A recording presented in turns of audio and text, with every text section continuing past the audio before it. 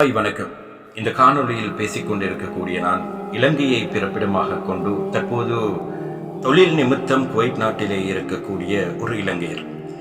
இந்த காணொளி பதிவிடுவதற்கான நோக்கம், பேசக்கூடிய இந்த வார்த்தைகள் மதிப்பிற்குரிய இலங்கை குடியரசின் ஜனாதிபதி கௌரவ அனுரகுமார திசாநாயக்க அவர்களுக்கும், அதே போன்று வெளி உறவுத்துறை அமைச்சர் மதிப்பிற்குரிய விஜித ஏரத், அதே போன்று பிரதி அமைச்சர் மதிப்பிற்குரிய ஹருண் ஹேமச்சந்திரா அவர்களின் கவனத்திற்கு இந்த விடயம் செல்ல வேண்டும் என்பதற்காகத்தான்.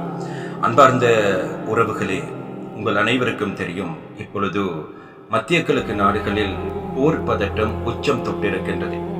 ஒவ்வொரு நாளும் ஒவ்வொரு மணித்தியாலமும் அடுத்தது என்ன நடக்கும் என்று தெரியாத நிலைக்கு தற்போது பயங்கரமான ஒரு நிலையை நோக்கி நகர்ந்து கொண்டிருக்கின்றது.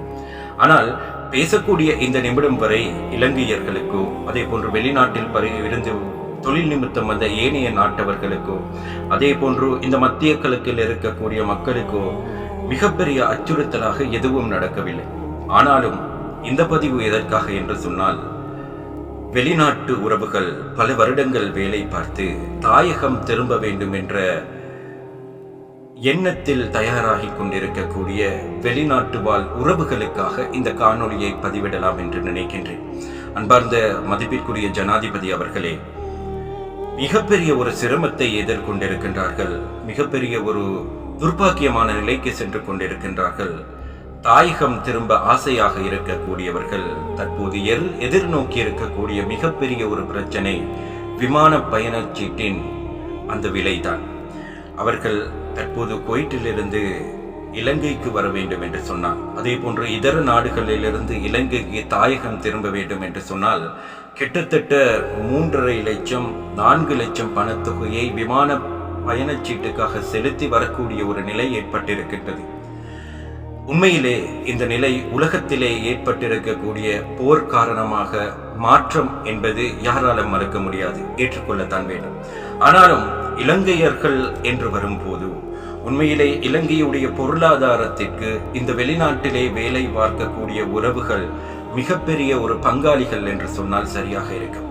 ஆனாலும் இவர்கள் வேலை பார்ப்பதற்காக தாய் நாட்டை விட்டு, குடும்பத்தை விட்டு இங்கு வந்து ஒரு குறிப்பிட்ட ஒரு பணத்தொகைக்காக வேலை பார்த்து கொண்டிருக்கிறார்கள். உண்மையிலே அதிகமானவர்கள் வீட்டு பணிப்பெண்களாகவும், வீட்டு சாரதிகளாகவும், அதே போன்று கம்பெனிகளிலே அடிப்படை பணத்தொகைக்கு வேலை செய்யக்கூடியவர்களாகவும் இருக்கிறார்கள். இவர்கள் தாயகம் திரும்ப வேண்டும் என்று சொன்னால் கிட்டத்தட்ட அவர்களது 4 மாத 5 மாத சம்பளத்தை கொடுத்து தாயகம் திரும்ப வேண்டிய ஒரு துர்ப்பாக்கியமான கவலைக்கிடமான ஒரு நிலை ஏற்பட்டிருக்கின்றது.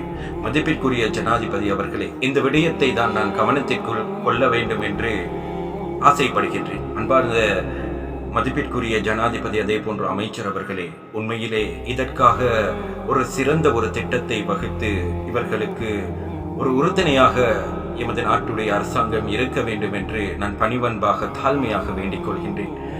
மிகப்பெரிய ஒரு கஷ்டத்தில் இருக்கிறார்கள். 2 வருட கண்ட்ராக்ட் முடிந்ததன் பின்னர் வீட்டு உரிமையாளரோ அல்லது கம்பெனியோ டிக்கெட் போட்டு கொடுக்க வேண்டும் என்று சொன்னால் இந்த விமான பயணச்சீட்டின் பெருமதியை கண்டு அவர்கள் பின்வாங்கக்கூடிய நிலையும் பதிவாகி கொண்டு வருகின்றது. அதே போன்று இதை பற்றி ஸ்ரீலங்கன் எம்பசி கணக்கெடுக்க வேண்டும் அப்படின்னு சொன்னால் அவர்கள் சொல்கிறார்கள், இதுவரைக்கும் எந்த பாதிப்பும் கிடையாது தானே, பாதிப்பு வந்தால் அதை பற்றி பார்க்கலாம் என்ற அளவுக்கு பேசக்கூடிய ஒரு நிலைக்கும் வந்திருக்கின்றது.